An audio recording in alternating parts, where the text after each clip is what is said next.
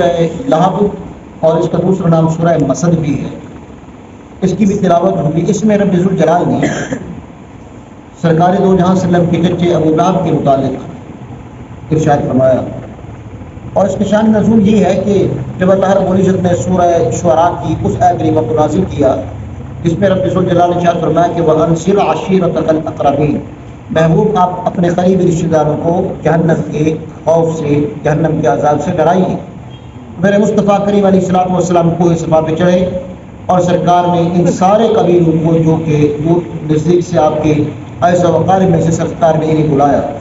جب یہ لوگ کوہ صفا پہ اکٹھے ہو گئے تو میرے مصطفیٰ کریم علیہ الصلوۃ والسلام نے فرمایا کہ لوگوں کیا تم نے زندگی میں کبھی میری زبان سے جھوٹ سنا ہے؟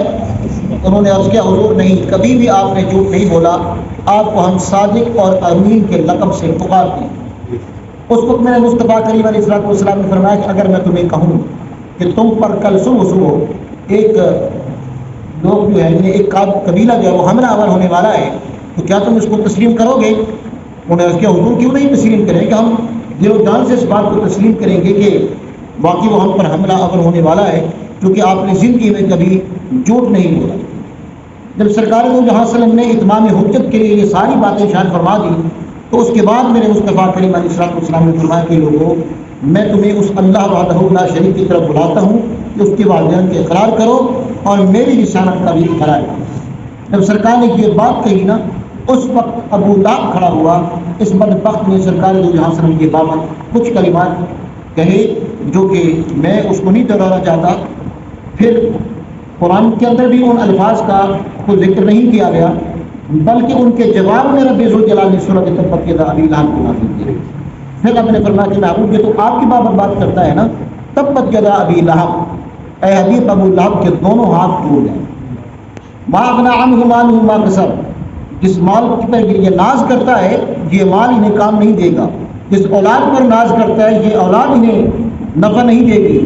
وامرأتہ حمالۃ الحطب، محبوب جو عورت محبوب کے راستے میں کانٹے بچھاتی ہے، اے حبیب یہ بھی اسی کے پردے میں جو ہے وہ پڑھ کر مرے گی۔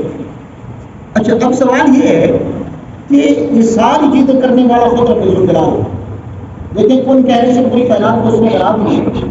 اگر چاہتا تو بجائے اس کے کہ الفاظ کا اظہار کرتا، رب ذوالجلال فوری طور پر اس کے ہاتھ توڑ دیتا، اس کے اولاد کو برباد کر دیتا، مال کو برباد کر دیتا، اس کی بیوی جو سرکار کے راستے میں کانٹے بچھاتی تھی اس کو اسی وقت اسی گٹرے میں پھندا ڈال کے مار دیتا، لیکن ایسا نہیں کیا۔ اللہ رب العزت نے سب سے پہلے غضب کا اظہار کیا ہے۔ رب ذوالجلال بتلانا یہ چاہتا کہ دنیا والوں میں رب ہو کر صبر و تحمل سے کام لیتا ہوں، تم انسان ہو کر صبر و تحمل سے کام نہیں لیتے۔ فرمایا کہ میں چاہوں تو انہیں تہس نہس کر دوں، برباد کر دوں، لیکن نہیں کرتا، جب تقدیر میں ہوگا تب کروں گا۔ لیکن اب ان پر جو غضب ہے کیونکہ انہوں نے میرے محبوب کے متعلق بات کی ہے، لہذا اب میں چاہتا ہوں کہ ان پر غضب کا اظہار ہو۔ اسی طرح سورہ توبہ میں دیکھیے کہ رب ذوالجلال نے انہیں کے متعلق فرمایا کہ قاتلہم اللہ انا یؤفکون، محبوب یہ بدبخت آپ کی باتوں پر ایمان نہیں لاتے، خدا انہیں قتل کرے۔ اب بھائی مارنے والا تو وہی ہے، چاہے تو مار دیں، لیکن غضب کا اظہار کر رہا ہے کہ محبوب اب ان پر وہ وقت نہیں آئے گا، لیکن ابھی چاہتا یہ ہوں کہ ان پر غضب کا اظہار کر لوں۔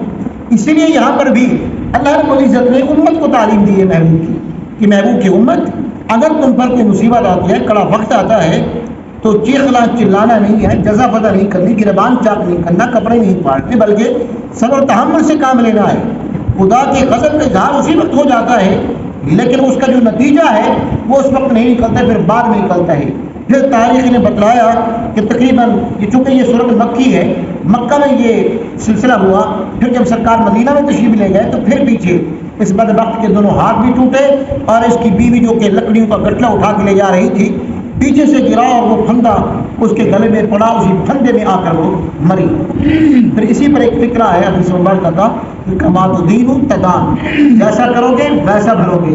جیسے دنیا میں انسان بیج کاشت کرتا ہے اس کو وہی فصل برخاست کرنی پڑتی ہے۔ شیخ سعدی علیہ رحمت نے بھی اسی کی تفسیر کرتے ہوئے لکھا، آپ فرماتے ہیں کہ نمی رویت از تخم بد بارے، فرمایا کہ لوگوں बुरे बीज से अच्छे फल की तवक्को ना रखो, बुरे बीज से बुरा ही फल उगता है। अब देखिए कि एक शख्स तुम्मा बीजता है, तुम्मा काश करता है, लेकिन वो जो है वो चाहता है कि मैं इससे खरबूजे की फसल उठाऊं, ये कभी भी नहीं हो सकता। अंदराइन की फसल काश की है तो अंदराइन ही उठानी पड़ेगी। अगर खरबूजे की काश की है, तरबूज की है, तो जैसा बीज होगा वैसे उसको फसल बर्खास्त करनी पड़ेगी। तो यूं ही इंसान के अमाल हैं, जैसा इस दुनिया में करोगे वैसा भरोगे। ये दारुल अमल है, आखिरत दारुल जज़ा है। जैसे ये दारुल अमल का बीज इंसान काश करेगा, किसी से भलाई का करेगा तो आगे भलाई होगी। अगर किसी से बुराई करेगा तो ये मत सोचे कि मैं किसी से बुराई कर रहा हूँ और मैं खुद इस बुराई से महफूज रहूँगा। कितने वाक़यात हैं, मुशाहिदात हैं। आपने देखा कि जिन जिन लोगों ने जिन जिन के साथ ज्यादती की है, फिर वक्त ने बतलाया कि उन्हीं लोगों के साथ उसी तरह हुआ जिसी तरह उन लोगों ने किसी के साथ किया है। और फिर ये तो बात है कि उनकी और खुदा ने उनकी नस्लों को भी बरकरार नहीं रखा। और फिर खासकर मेरे मुस्तफ़ा करीम अलैहिस्सलाम की ज़ात व बरकत पर जिस बंदे ने हमला किया है, जिस तरीके से भी हमला किया है, खुदा ने फिर उसे महफूज नहीं किए रखा बल्कि उसके नस्लों को भी बर्बाद कर दी है। ये अलग बात है कि मेरे मुस्तफ़ा करीम अलैहिस्सलाम ने हर हाल में, हर घड़ी, हर लम्हे सब्र और इस्तिक़लाल हिल के साथ काम लिए है। अगर आपको याद हो ताइफ की वादी, जब मेरे मुस्तफ़ा करीम अलैहिस्सलाम तबलीग के लिए तशरीफ ले गए तो उन लोगों ने मोहल्ले के आवारा लड़कों को खड़ा किया था कि जब इस राह से गुजरे तो इन्हें पत्थर मारने हैं। तो वो बदबख्त जब दोनों तरफ से खड़े हुए सरकार का गुजर हुआ तो उन बदबख्तों ने सरकार को जहाँ सर को पत्थर मार मार कर मेरे मुस्तफ़ा करीम अलैहिस्सलाम का चेहरा अतहर में नौरुहान कर दिया। और फिर उस वक्त मैं आपको अर्ज़ करूँ कि ये तकलीफें जो आज उलमा पर हैं, ये इनका कोई कसूर नहीं है, ये शुरू से चली आ रही हैं। क्योंकि उलमा सिर्फ खाने पीने का वारिस नहीं है कि गोश्त खा ले, दालें खा लें, सब्जियाँ खा लें, तरबतर खाने आए खा लें, तकलीफें आए तो फिर कहें कि वो ये मौलवी को शोभा गंदा है। नहीं, क्योंकि सरकार ने फरमाया कि उलमा वरसतुल अंबिया, वो विरासत सिर्फ इल्म में नहीं है, वो विरासत हर चीज़ में है। और फिर मैं आपको अर्ज़ करूँ कि आप सुनकर हैरान होंगे, जब सरकार को उन्होंने पत्थर मारे तो सरकार पत्थरों की तकलीफ की वजह से बैठ गए। अब ज़ाहिर है कि इंसान है, कहाँ तक बर्दाश्त करता है। बैठ के तो उन बदबख्तों ने एक तरफ से सहारा दिया, दूसरी तरफ से खड़ा किया सरकार को। फिर उन बदबख्तों ने पत्थर मारने शुरू कर दिए और फिर हत्ता कि जब सरकार में ढाल हुई तो उन बदबख्तों ने छोड़ दिया और सरकार ज़मीन पे सीखते हुए साथ ही एक अंगूरों का बाग था और वो बुराया से मुझे बता रहे थे कि मैं उस बाग में पहुंचा हूँ। आज भी उस अंगूरों के बाग का रंग जो है वो सुर्ख है, जिस तरीके से खून होता है। सरकार उस बाग के अंदर जब तशरीफ ले गए तो वो जो उस बाग का मुलाजिम था, गुलाम था, जो भी था, उसने अंगूरों का खोशा तोड़ा, बारगाह मुस्तफ़ा में पेश किया। सरकार ने तो जहाँ से उन अंगूरों को तनावुल फरमाने लगे। जब सरकार तनावुल फरमाने लगे ना तो वो बंदा बड़ा हैरान हुआ। उसने कहा हुजूर, इन बदबख्तों ने आपको इतना मारा, लहूलुहान कर दिया और नडाल कर दिया ताकि आप चलने फिरने के काबिल नहीं रहे। तो मैंने आपको अंगूर पेश किए, आप इनको तनावुल फरमाने लगे। इस तकलीफ के आलम में तो इंसान को पानी का घूंट भी गले के नीचे नहीं उतरता। हुजूर आपने फरमाया कि वो उनका किरदार था, ये मेरा किरदार है और मैं आपको बतलाऊं। वो कहने सरकार फरमाने कि मैं आपको बतलाऊं। असल हुजूर बतलाइए। आपने फरमाया जब वो मुझे मार रहे थे ना, उस वक्त अल्लाह रब्बुल इज्जत ने जिब्राइल को भेजा। फरमाया कि जिब्राइल जाओ मेरे महबूब की बारगाह में, महबूब से उनकी मर्जी तलब करो कि उनकी मर्जी क्या है। अगर आप चाहें तो दोनों पहाड़ियों के दरमियान इस पूरी बस्ती को पीस के ना रख लो। उस वक्त मेरे मुस्तफ़ा करीम अलैहिस्सलाम ने फरमाया, जिब्राइल जा, मुझे तेरी ज़रूरत नहीं है, मुझे इन लोगों के मुंह से अपनी आशिकों की खुशबू आ गई।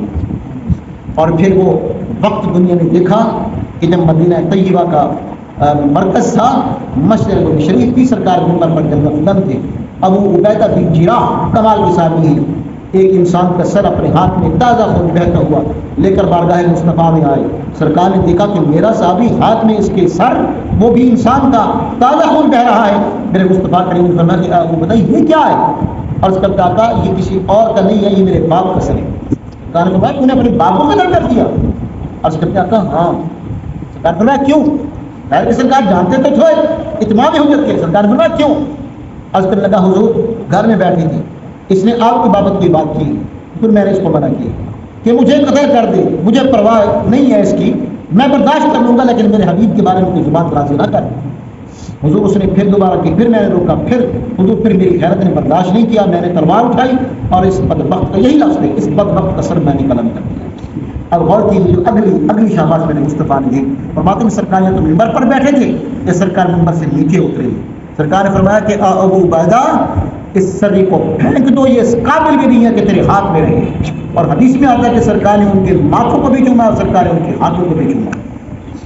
اب غور کیجیے کہ سرکار کا وہ مقام طائف کا اور پھر مدینہ طیبہ کا مقام، کہ وہ سرکار نے فرمایا تھا کہ مجھے ان کے منہ سے اپنی عاشقوں کی خوشبو آ رہی ہے، پھر مدینہ طیبہ کے اندر ان لوگوں نے اس چیز کو ثابت کر دیا۔ اللہ تعالیٰ ہم سب کا حامی ناصر ہو، اللہ پاک ہم سب کو عمل کی توفیق عطا فرمائے اور ہم سب کو خیرات ایمان عطا فرمائے۔ آمین سبحان اللہ الحمد للہ۔